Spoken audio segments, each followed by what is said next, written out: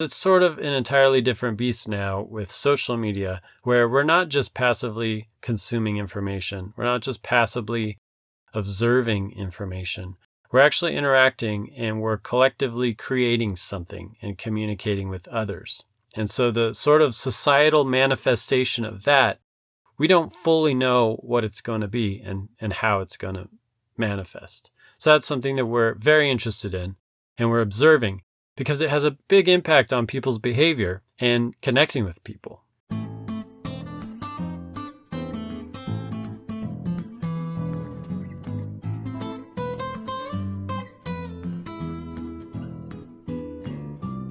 So we've been thinking about some psychological trends that are going on in society right now. And in this video, we're going to focus on how we perceive time.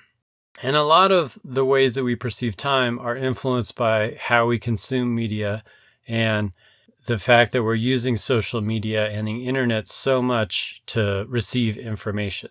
So basically, how is social media and the internet changing the way that we think about ourselves and our perspective on society and interacting with each other and our perception of time? So one of the features about media today is that we always have access to information.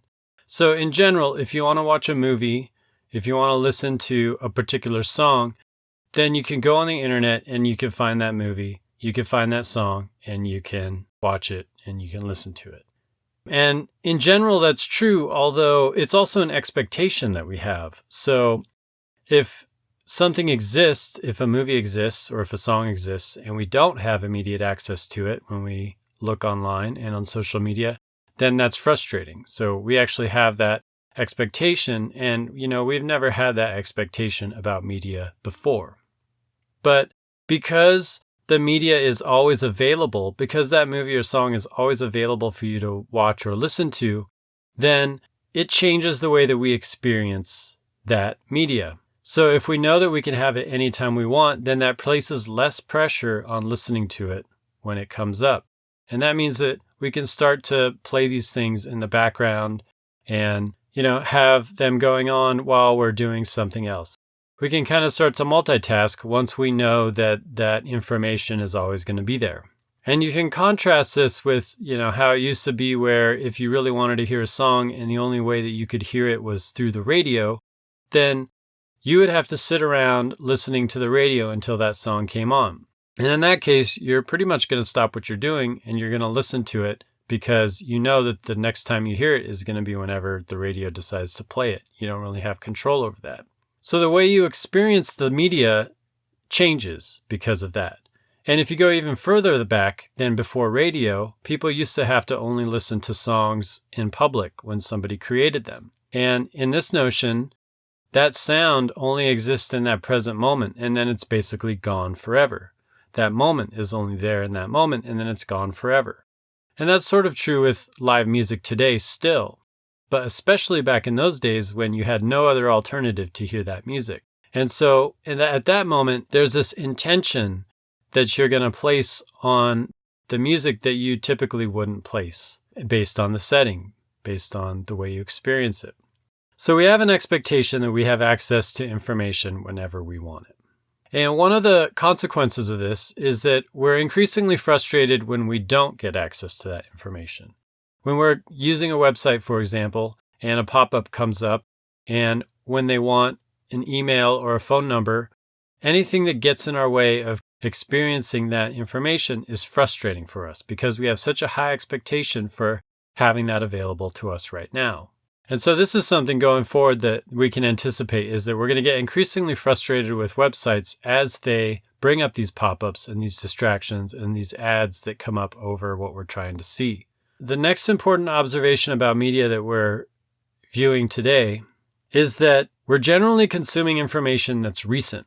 So because social media is such a prominent way that we entertain ourselves and receive information, and because social media is entirely focused on the present, then we're largely being influenced by and shaped by what's happening in the present moment. So the Facebook feed within the past day the Twitter tweets within the past few days, Instagram posts within the past few days, and things like that. Because once they get, a few days old on these social media platforms, then they become old and they get buried. And this is completely different from how we used to consume media. And it also likely has a big effect on the perspective of society right now. So if you go back to when books were the prominent form of information that we had, for example, typically if we were reading a book, it would probably be, a few years old. Maybe it could be decades old, maybe even 100 years old.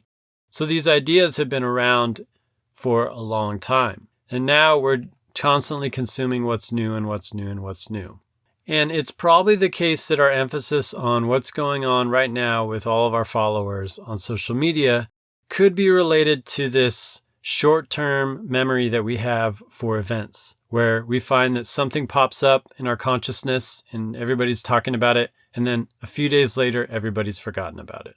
And it's interesting to think that the reason that we have an emphasis on the information that's created right now in the present moment in the past few days is related to the fact that so much information is being generated. So in this article, which I'll link to below from modernworkplacelearning.com, talks about in a 1982 book by Buckminster Fuller, he said that in the 1900s, human knowledge doubled about every century. Then in 1945, it was doubling every 25 years. In 1982, human knowledge was doubling every 12 to 13 months. And they estimate that in 2020, human knowledge will double every 12 hours. But they also point out that the quote-unquote half-life of knowledge is decreasing, which means that the amount that a piece of information is deemed true is increasingly shorter. And so I don't know if knowledge is really the right term there, but at least the amount of information that we have available, if we think about it as representing the amount of information doubling so quickly, then most likely at some level, subconsciously or consciously, we're aware that things are happening that we're missing out on online. And we're constantly trying to keep up with that. And so that's something that just sort of shapes our experience in some way. And social media is aware of the fact that there's more information posted by your friends and your followers on these platforms than you have time to see. So that's where the algorithms come in and they try to figure out what posts from your friends you would most likely to be engaged by and so on. It's probably a good thing. It's probably a useful thing in terms of saving time and reducing that pressure. I know Instagram is aware of this. And so they started to tell you when you're done scrolling, when you've reached where you've been before, so that you don't have this sort of feeling that there's no ending to it. Like they tell you when you've reached the end. So in general, just thinking about all these factors about the amount of information and our focus on information that's created in the moment, in the recent history of the day, reminds me of this quote by Marshall McLuhan, which is that societies have been shaped more by the nature of the media by which we communicate than by the content of the communication. Environments are not passive wrappings, but active processes. And so it's long been known about the importance of media and how that shapes society and influences society. And people like Marshall McLuhan have been thinking about this and writing about it extensively. But we really need to keep thinking about it and observing and understanding it. And one interesting potential consequence of the focus on information that's been generated in the present is that it's started to make society and individuals focus more on the present moment. And so potentially we're focusing more on the present instead of on the past or on the future. But it's just, what am I doing right now? Am I enjoying my experience in this moment? And you could see that this perspective, this potential perspective, can be shaping our behavior. So we desire having products delivered to us very quickly. We expect Amazon to be able to deliver to us the next day. We are interested in increasingly using shipping services to send us groceries. And we're using apps that get restaurant food delivered to us. We're sitting at home and we're paying a premium to stay at home and having food delivered to us, even though we have all the technology to have food in our refrigerators that we could easily prepare. And so if you think about this from the perspective of focusing on that present moment and optimizing that moment, and that there's food that an individual wants, it's not in front of them, they don't want to go in their car and drive, they'd rather stay at home and not get dressed up and not be out in society, and they're willing to pay that premium, the emphasis on the present moment can potentially explain the increasing use of these apps and this behavior that we're seeing in society. One of the consequences of the popularity of social media today is that people realize that they have a voice. They realize that their perspective and their opinions can be shared with people all across the world. And that's a huge shift in our understanding of who we are and our understanding of our own individuality. And potentially it can be empowering in terms of the potential power that we have to find people across the world who can connect with us. So this sort of mentality, this perspective where everybody is their own form of media or their own sort of little celebrity in social media platforms, contributes to this very interesting phenomenon where you have hotels that are being approached by people with large social media followings. And these people are asking for free nights in hotels in exchange for talking about that hotel, promoting the hotel on their social media. And so you've got hotels that are actually banning bloggers and YouTubers. They actually put signs up that say they don't want to see bloggers and YouTubers staying there.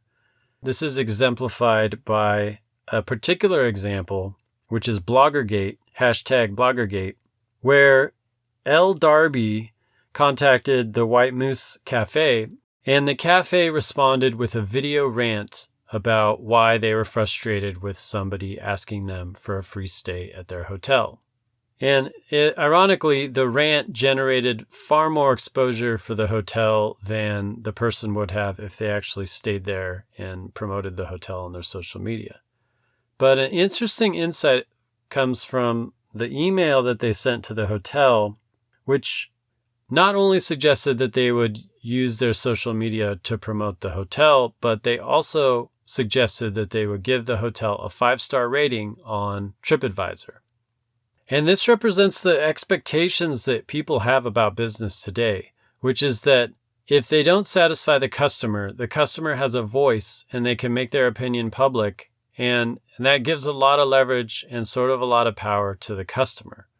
There's this recognition that if they're not satisfied, they can post their opinion, and that could potentially impact the business. So we actually perceive ourselves as the media. Because we have the power to put our thoughts out there for others to see, we actually are a form of media. Typically this was only something that people who had access to being on the radio or TV had the ability to do, but now anybody could do it.